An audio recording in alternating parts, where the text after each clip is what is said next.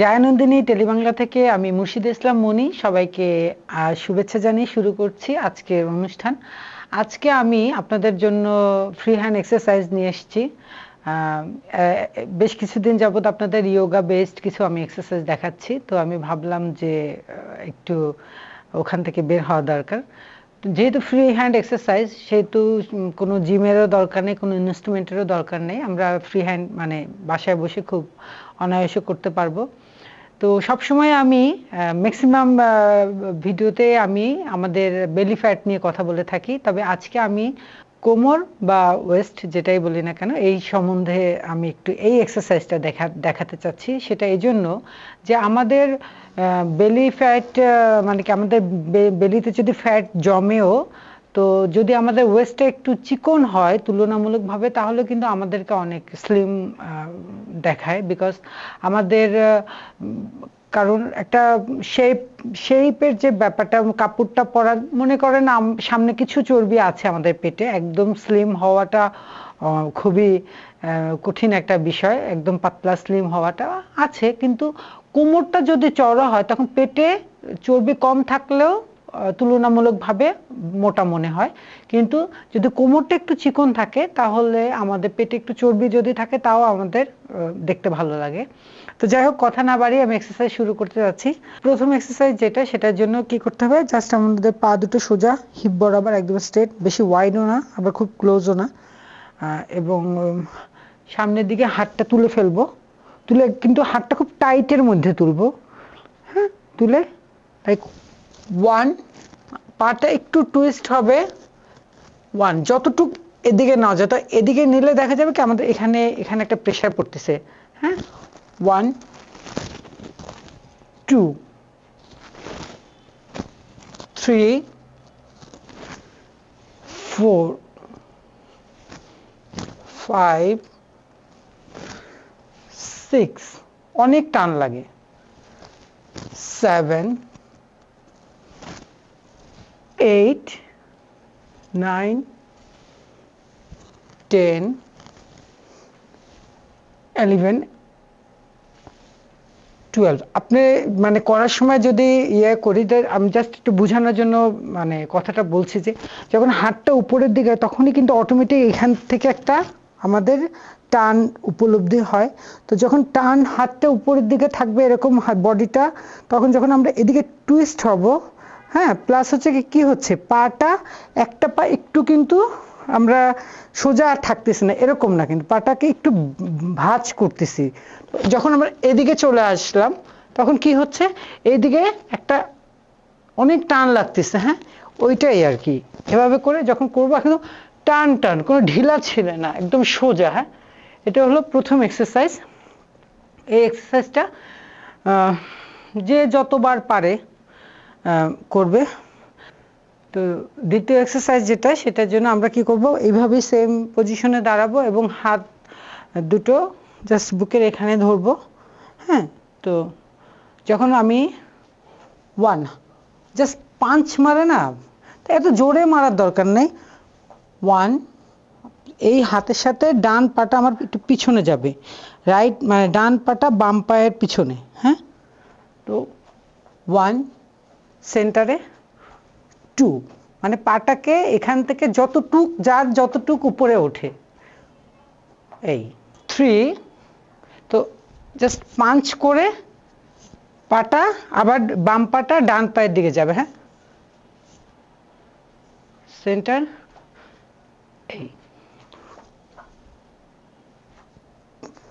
তো এই এক্সারসাইজটা যে মানে যতবার করতে পারে, মানে এমন কোনো ধরাবাঁধা নিয়ম নাই যে 10 বার, যে যার শরীরে যতটুকু সম্ভব মানে নিতে পারে ততটুকু করবে। এটা হচ্ছে কি দ্বিতীয় এক্সারসাইজ। তৃতীয় এক্সারসাইজের জন্য আমাদের কি করতে হবে, হাতটা এরকম কোমরে এভাবে এখানে হাত দিয়ে কোমরে হাত দেব, দিয়ে আমরা জাস্ট হাফ ব্যান্ড হবে। হ্যাঁ, 1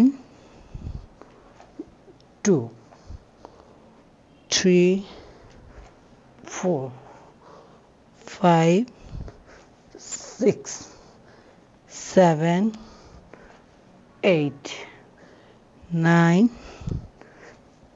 10, 11, যতটুক যাওয়া যায়, 12, 13, 14। এই যখন আমরা পাটাকে কিক করে উপরের দিকে নিব তখন কি হয়, এই যে এখানে অটোমেটিক একটা অনেক প্রেশার পড়ে, হ্যাঁ, এবং এইটা এই যে আমরা কোমরটা যখন ব্যান্ড করছি তখন এটাকে অ্যাকচুয়ালি এই কিকটাকে ব্যালেন্স করে। 7, 8, 9, 10, 11। যে যতটুকু পারে, এমন কোনো ফোর্স, মানে অ্যাকচুয়ালি সাইড বেস পা তোলাটা একটু টাফ, যেটা আবার কিনা সামনের দিকে তোলা সহজ বা পিছনের দিকে নেওয়া আবার টাফ। সামনের দিকে পাটা তোলা সহজ, কিন্তু সাইডে পাটা নেওয়াটা একটু কঠিন, কারণ আমাদের এটা হঠাৎ করে জোর করে করলে আবার দেখা যাবে এখানে পেশিতে টান লাগতে পারে। সো এটা জন্য আগে আমি সবসময় বলি যে এক্সারসাইজ করার আগে একটু ওয়ার্ম আপ করে নেওয়ার জন্য শরীরের ওয়ার্ম আপটা দেখাতে, যেটা ওয়ার্ম আপ তো আমি দেখিয়েছি আপনাদের, একটু হালকা জাম্পিং জ্যাক বা একটু আছে কিছু এক্সারসাইজ, ওটা করে নিয়ে দেন এই এক্সারসাইজ করতে হবে। এটা হলো ওয়েস্টের জন্য, এটা করলে ওয়েস্টের উপর অনেক প্রেশার পড়ে এবং এটা তখন আমাদের কোমর চিকন হতে বাধ্য। তো যাই হোক, এটা করতে হবে। এটা হলো থার্ড এক্সারসাইজ। এটা করে দেন একটু রেস্ট নিয়ে যদি কেউ হাঁপিয়ে যান, তবে আমি সবাইকে রিকোয়েস্ট করব যে যখন আমরা এইটা করব না, যে মাথাটা নিচে নামায় একটু হোল্ড করে, বডিটা কিন্তু স্ট্রেট থাকবে, হ্যাঁ, বডি কিন্তু পায়ের সাথে যে একদম বাঁকা হয়ে যাবে সেটা না, বডি কিন্তু সোজা থাকবে। আমাদের কি করতে হবে, শুধু পাটা তুলতে হবে, পাটা উপরের দিকে তুলতে হবে, সেই ক্ষেত্রে প্রেশারটা লাগবে। আর আমি যদি পাটা তোলার সময় কেউ অনেক বাঁকা টাকা হয়ে এরকম হয় তাহলে তো প্রেশারটা লাগবে না, হ্যাঁ, এটা মাথায় রাখতে হবে। আর বাঁকা হয়ে পা উপরের দিকে তুলতে গেলে দেখা যাবে আমাদের পেশি বা কোনো ইসে টান লাগতে পারে। এই তো এটা থার্ড এক্সারসাইজ। ফোর্থ এক্সারসাইজ যেটা, সেটা হলো এই হাতটাকে জাস্ট যখন আমরা এইভাবে দাঁড়াবো, ডান পাটা সামনে থাকবে, বাম পাটা যখন পিছনে যাবে তখন মানে হাতটা পুরো এদিকে। আমি যদি হাত এদিকে নেই, হ্যাঁ, আমি দেখাচ্ছি, জাস্ট 1, 2,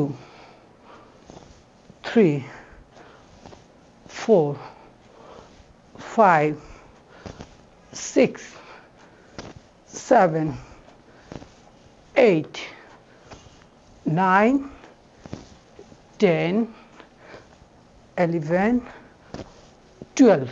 সেই ক্ষেত্রে এই যে আমি যখন করতেছি তখন যখন হাতটা আমরা জাস্ট উপরের দিকে তুলি আর পাটা যদি যখন আমি হাতটা তুলবো, আমি আপনাদের বোঝানোর সাথে একটু পিছন ঘুরে দেখাচ্ছি। সেটা হলো যখন আমরা হাতটা ডান মানে আমার হাতে আমার রাইট সাইডে আমি যখন হাতটা তুলবো তখন পাটা চলে যাচ্ছে এদিকে, হ্যাঁ, তো হাত একদম টান টান তুলতে হবে কিন্তু।